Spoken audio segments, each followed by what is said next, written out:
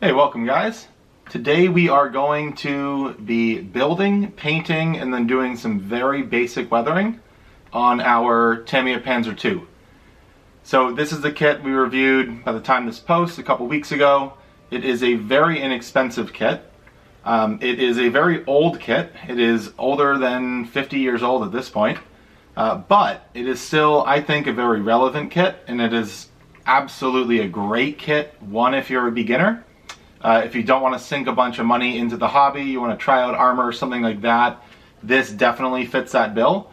But it's also a really good kit for an intermediate plus type of modeler.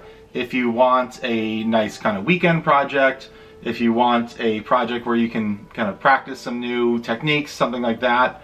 Or if you're like me, you want to just go back to basics, not over weather, and just build something that makes you smile. So we will, like I said, go start to finish on this one. So there is a lot in this video, but let's flip it over and let's see how we got here.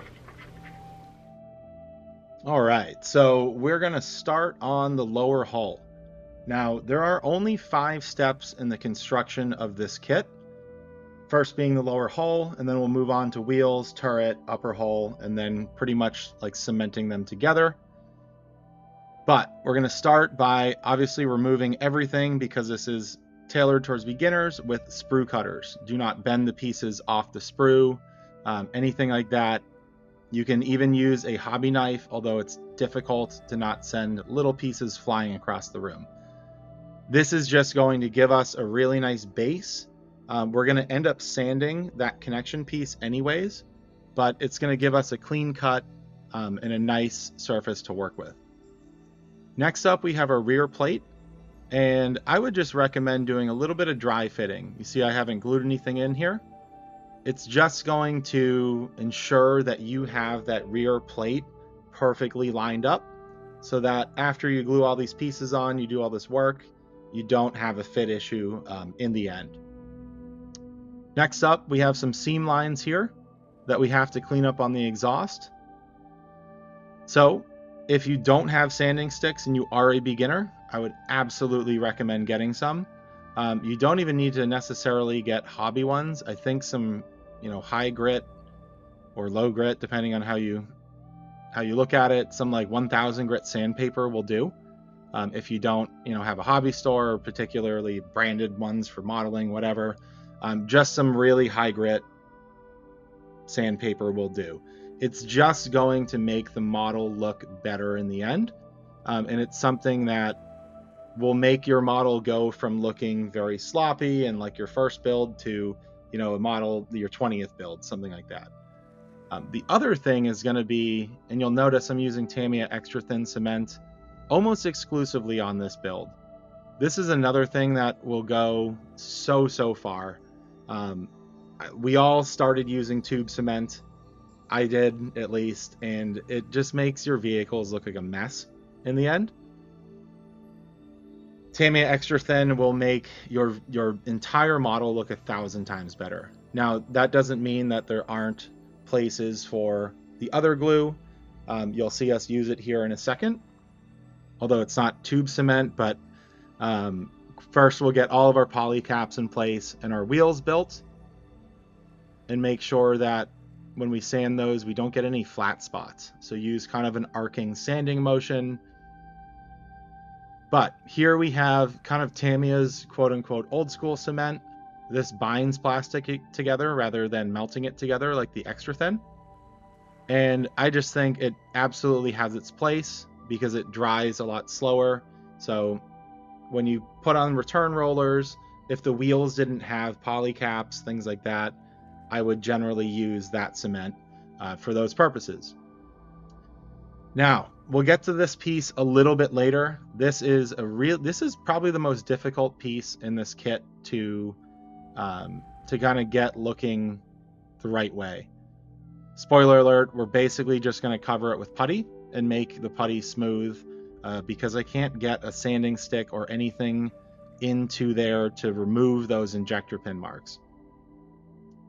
Next up, we're going to start working on the turret. And this is more or less half of the kind of construction here. for this kit at least.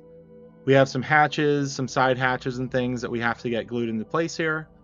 Just pay attention to what goes where. These sort of non-textured flat ones are going to go on the sides, and then these two that have, you know, this kind of line across them and these two little rivets are going to go on the back and the back right. So just take your time, pay attention to the directions, and make sure that you have everything in the right place. The nice thing is that you cannot put them in upside down because Tamiya has a kind of fat end and then a skinny end on the back side, and they will not line up correctly, and they won't, you know, slot in like you saw them a second ago. So you can't glue them in upside down unless you really, really try, which is nice. That's kind of, Tamiya is very famous for that, especially with their newer kits, which makes them great beginner kits. And then we have one, this is really the only small piece on this kit. This is a little tow hook or something that we're going to end up putting on the back.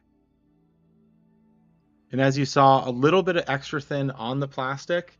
When you put that little piece in there, it's basically just going to hold it there in place, which is what makes extra thin really, really useful, especially when it comes to small parts. Then we have our, this is the 20 mil, I believe, in our probably MG34 that is going to go into place here. And then we're going to work on the construction of this box that's going to go on the back. So we have the front and the back of the turrets being built up here, or turret. And then we're going to get the bottom glued on once we have that turret in place. And what that's going to do is that's going to hold the two guns, for lack of better terms. It's going to hold them in place, but still allow you to rotate them up and down. So we're just really, that's why we're pinching that together right now. We want to make sure that that glue has at least, 10 seconds or so to set up. And then it's always helpful to go back and to make sure that what you want to rotate still rotates, and that you don't have to pull it apart and try again. Then we'll get this box glued onto the rear of the turret, and that slots in perfectly. Even though this kit is old, it still has reminders all over it, just how nice it is to put together an old Tamiya kit. And yes, you will hear me talk about rubber band track kits like they're the best kits in the world. I just love them. There's nothing that really brings me as much joy as building some of these old Tamiya kits. If it's nostalgia or what, doesn't matter. They still have their place in kind of modern modeling.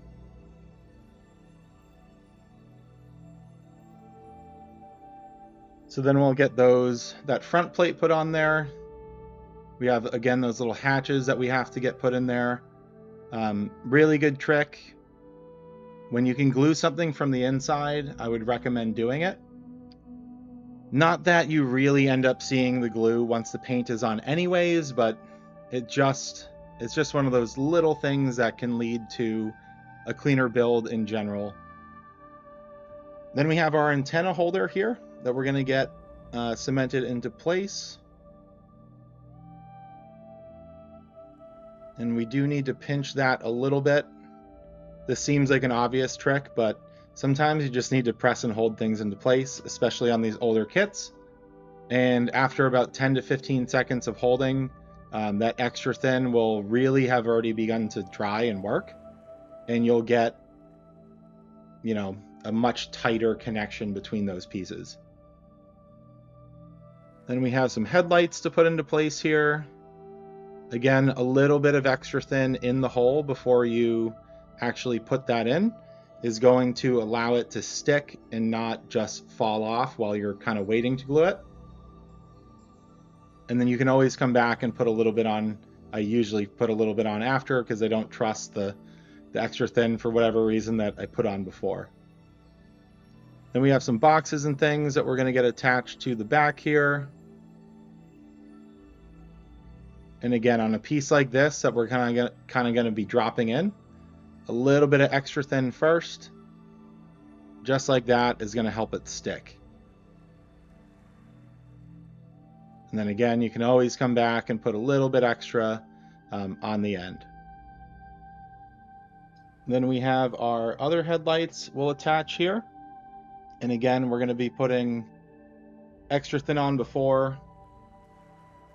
That applicator brush is going to allow us to get that in there, and it will just instantly stick. We don't have to worry about it falling out. I did have to sand that second headlight just a tiny bit to get it to fit in there, which is why it's important to dry fit. Obviously I didn't dry fit that piece, but if you are a beginner, make sure you do dry fit. It is just good practice. If you build a lot of Tamiya kits, you probably will get out of practicing that, because you don't really have to dry fit much. Then, if you've watched my other videos, I do generally recommend leaving tools and things like that off until the end. It's at least the way that I like to do it. It just makes painting them much easier, less complicated, but because we are going to be spray painting this vehicle and not using an airbrush, we're going to need those, handles and things like that to be the same color, because you might think that the spray paint would be the same color as their kind of acrylic paint. It's not. It's ever so slightly different. And we want to make sure that any touch-ups that we do, if we have to do them, are very, very minimal. So you can see here a good view that I just ended up puttying that entire length of tracks to get rid of those injector pin marks. And then we're going to go ahead and we're going to attach the upper hull to the lower hull.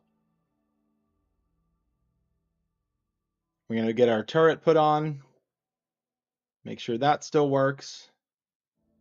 I wouldn't worry about, putting putty on really anywhere. I did on the drive sprocket there, just there was a tiny little gap. It wasn't anything too crazy. Nothing I would recommend that you have to do to this kit. If you don't have putty, don't worry about it. It's not the end of the world. Then we're going to go back, and I was looking at some pictures of Panzer IIs, and I've actually very rarely used this method, but we do have some lines, weld seams that we need to put in here, because they are very flat on the kit, the way that they come.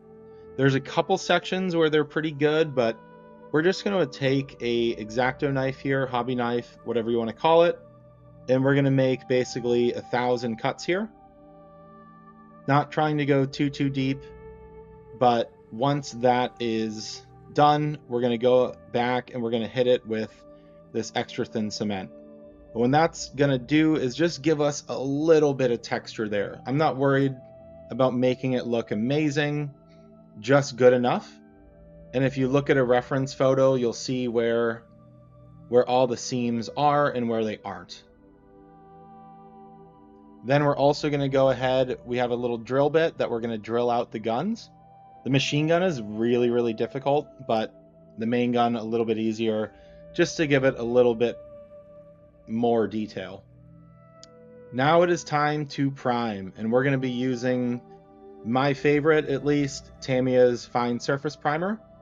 You could absolutely prime with an airbrush and just like a NATO black, something like that. But because we're not using an airbrush, this is a great way, and it works on the vinyl tracks as well. This is a great way to get some paint, some primer down onto our vehicle.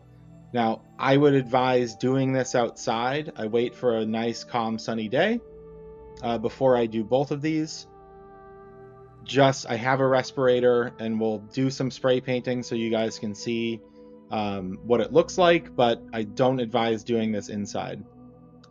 Next up, we're going to take some dark track color, and we're just going to start brush painting those tracks. Now, I let the primer set up for at least 24 hours. You can absolutely let it set up for longer. You'll never lose by letting something set up for longer in this hobby. when it comes to painting things. The longer you wait, the more patient you are, it's always better. And we're gonna end up having to do, I did thin the paint, obviously, because I didn't want it to, kind of build up in any areas of the tracks. So we're gonna end up doing 3 different coats on these tracks, starting with obviously one side first. But that primer is really, really important here because this acrylic paint will not stick to those tracks. And we do have a couple spots, which you'll see in a little bit once we put them on, that we have to kind of go back and touch them up because acrylic paint does not like to stick to flat surfaces. Now we're going to start spraying the bottom, so bottom of the turret as well as the bottom of the tank. Now you can see it's more or less the recommended kind of 10 inches, 12 inches away that it does say on the can, or just like really any spray paint can. Just go really, really slow. Do not give it one big, squeeze and spray. Let things dry. Make sure you're not pooling up any paint. Although the Tamiya paint, their spray paint's really, really good. If it does pool, it will level itself a decent amount. If you let it pool too much, there's nothing you can do. So you're better off just going slow. And while I would love to have used a different color underneath, that light gray does allow us to see what didn't get covered by the spray paint. Really, the only difficult areas was in between those boxes on the top side of the video right now. That was a little bit difficult to get paint in there, and we did end up pooling a little bit on the boxes, but again, as you'll see here, not too much. I'm not going to worry about the missed spots on the inside of those wheels because you won't see those. But as you can see, spray paint, when it's done well, it looks better than airbrushed acrylic paint, in my opinion. It is a lacquer-based paint, so it makes sense. It just, the way it goes on, it looks really, really good. And it's really, really strong as well. Next up, we're going to use some Ammo by MIG. This is their like rubber tire color. And we are going to thin that with just one drop of water. It is a water-based acrylic, so you can use just straight up water. We don't want to have to go back and do very much touch-up. At least I don't like to do touch-up on the wheels. I like to try to put a pretty thick coat on because the Ammo by MIG Atom paint does self-level very well. You can really put a pretty healthy amount on your brush and on the model, and it will self-level. The only thing that you really have to go back and touch up with it are the edges of the tires. Because of that leveling ability, it kind of sinks off of them, but it will leave the bottoms and the sides of the tires pretty much perfectly flat, and there won't be really any brush strokes in there, which is really, really nice. Because that's the kind of stuff, especially on those edges, we don't want to have to go back and touch up. As always, I do use, this is a super cheap Tamiya brush. It's like $2 on their website. And it works really, really well. It's a really flexible brush. I think it works perfectly for road wheels. Now, if you do need to do some touch-up work, you can either spray the spray paint into a cup, which I would be very careful doing because it's lacquer and it will eat plastic, so don't use a solo cup. Or you can get a bottle of their acrylic paint. Just try not to mess up, as stupid of a thing as that is to say. Try to do as little touch-up as possible. Next up, we have our tracks, and I don't like melting them together, especially when there's already paint on them. Plus, I don't want to smell the burning vinyl. It can't be good for you. So I'm going to use a different method here. And yes, it is super gluing them together. And then we're going to come back with our sprue cutters. You could also use an X-Acto knife. And we're just going to basically take off the little nub that's sticking out.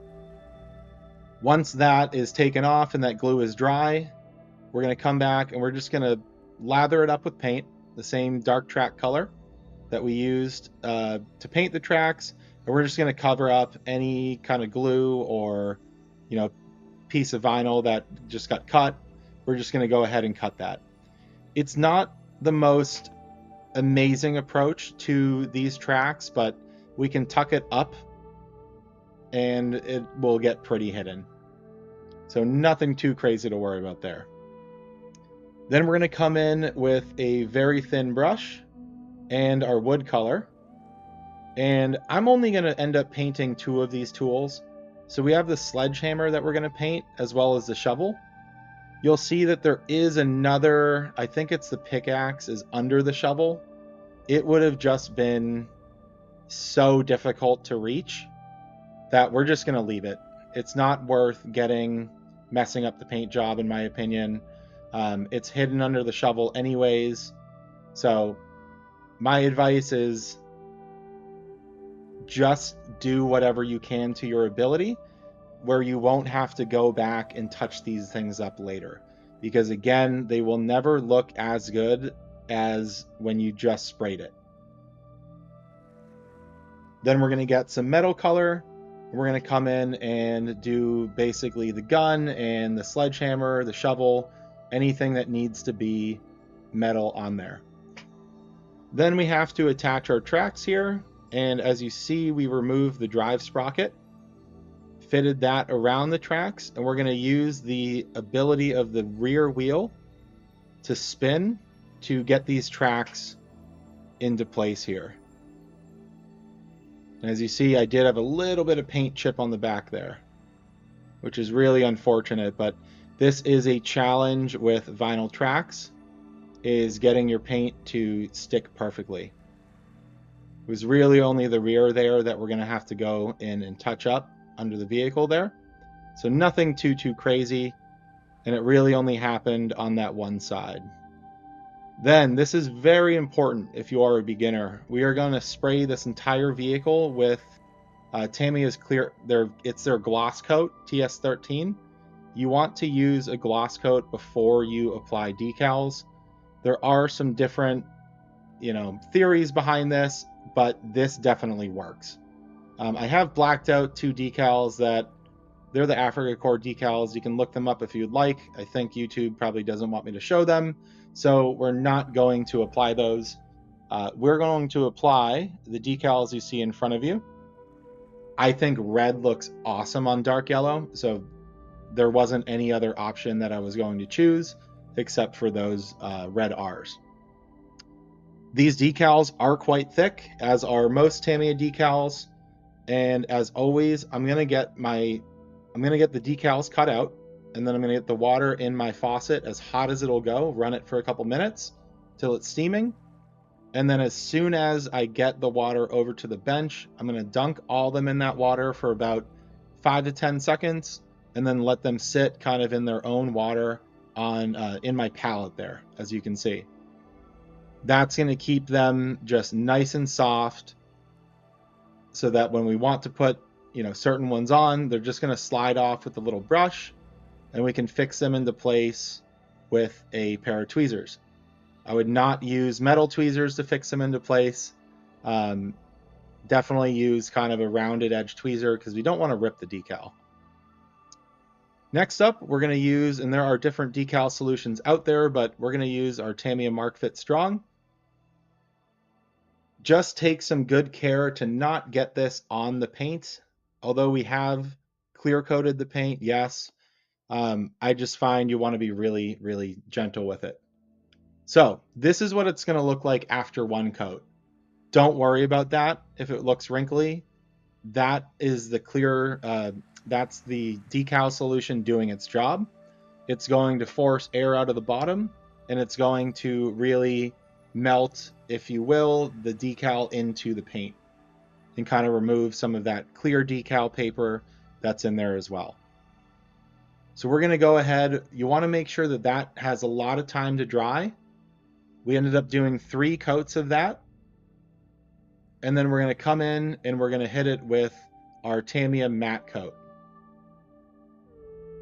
And as you can see there, we don't really have a lot of that kind of clear paper showing through, and there's no silvering. Silvering is when the decal is going to look shiny under light and almost look like have a mirror effect. That's why you use the gloss coat, the decal solution, and then matte coat over it. Now, on to weathering. We're only going to do 2 steps when it comes to weathering here. We're going to use, this is a chipping color, but I did show the dark track color as well. Simply because if you were tight on a budget, you wanted to do this as cheaply as possible, you know, it's the first kit you bought, that is a color that you can use more than once here. It might not be the most accurate track color. I think it just adds a little bit of something extra to a not dull vehicle, but it's one color, right? So it was just a way to get some additional color in there. But we're going to take a super, super fine brush, and we're just going to add more or less a million tiny dots to all of the edges of the vehicle. You can do this as much as you would like. I kind of did a lot of chipping, at least in my opinion.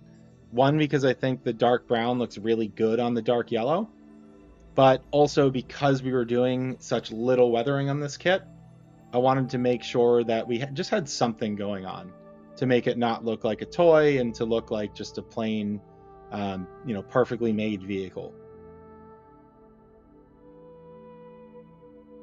If we did use some gray underneath, that would have been a really nice time to kind of get some gray and this dark brown chipping color. That's what I did with the Panzer IV, if you watched that video a couple months ago now. Try not to do, you know, as much. Try to randomize your chipping a little bit. It'll just make it look more realistic in the end. And then we're going to take a dry brush here, pat it off on a paper towel, and kind of highlight some of the areas of these road wheels, some of the nuts and bolts. And we're also going to use our dry brush to kind of, almost like a sponge chipping, going to use it to just kind of dirty up these wheels a little bit and make sure that we get kind of randomized chips all over those wheels. You could absolutely still use a fine brush to do that. I just went with the dry brush to kind of get them quickly done because $15 kit, didn't want it to take up, you know, 50 hours of my time. Then we're going to come in and we're going to do a pin wash. So this is a dark brown wash for specifically for like dark yellow. Any dark brown wash will do here, if I'm being completely honest. It's just a product that I have, so we'll put it here. And I will put links to all the products and things that I use in the description of this video. So if you are looking to build this kit and you want to do it with as few products as possible, we'll highlight that in the description as well. Really, all we're doing with this pin wash is looking for any sort of highlighted area, any raised area, any seam line, and we're just going to get this pin wash applied into those grooves and, you know, everything like that. Now, typically I would say you can work, you know, slowly across the vehicle. If you have enamel thinner, which I would recommend having if you do have this product, you can use it to come back almost instantly, or you could even wait up to a day or two and use the enamel thinner to remove any excess wash. But what we want to do is get as much wash all over this vehicle as possible without it being a ridiculous amount of excess, because the way that we're going to remove it, we're going to spread this wash all over the vehicle, and that's going to give it kind of a dirty, grimy, kind of patinaed look to it. That's going to cover our bases because we're not doing, you know, a lot of other steps of weathering. You can go pretty heavy on the running gear here and on the wheels as well.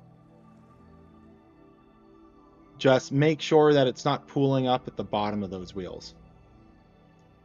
All right, now it's time to remove, and we are going to do 90% of the removal with a Q-tip here.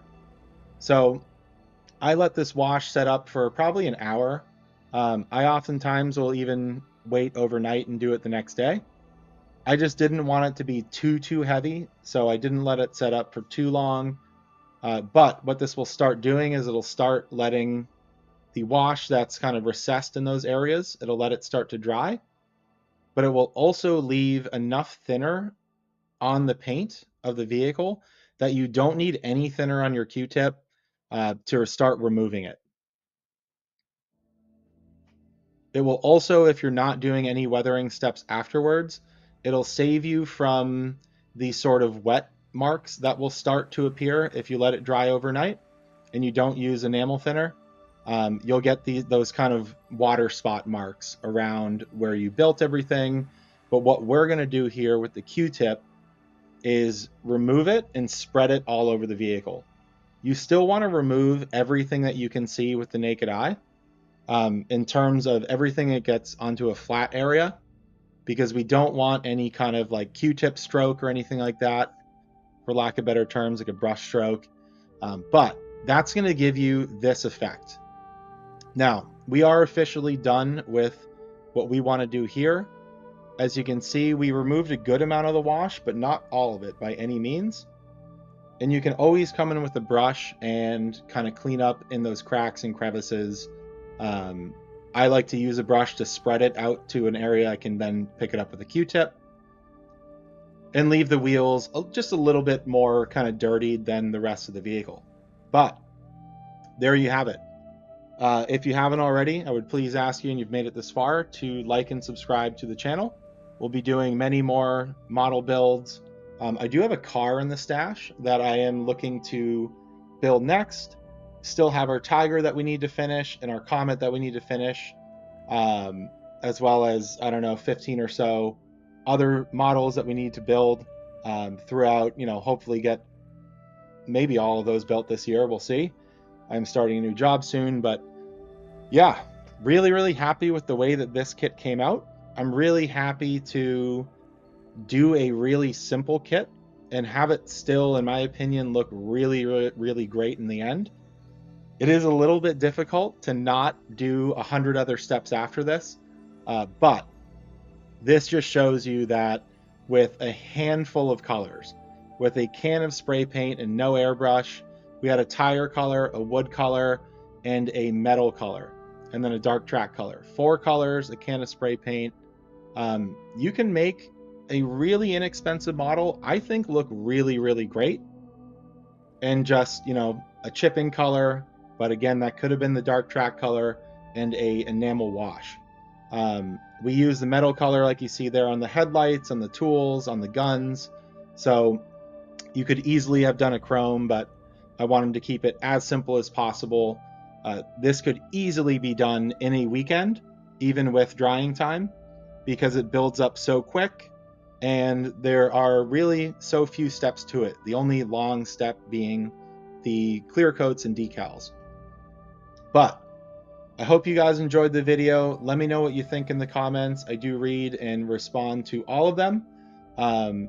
Again, there's a million other things I would have loved to do to this, but very happy with the way it turned out. This is a fantastic build if you are a beginner, if you are on a budget, or if you are an intermediate plus modeler and you just want to go back to basics and make a kit that really just makes you smile. So well done to Tamiya 50 plus years ago. Thanks for keeping this kit around. I appreciate you guys watching, and we'll see you on the next video.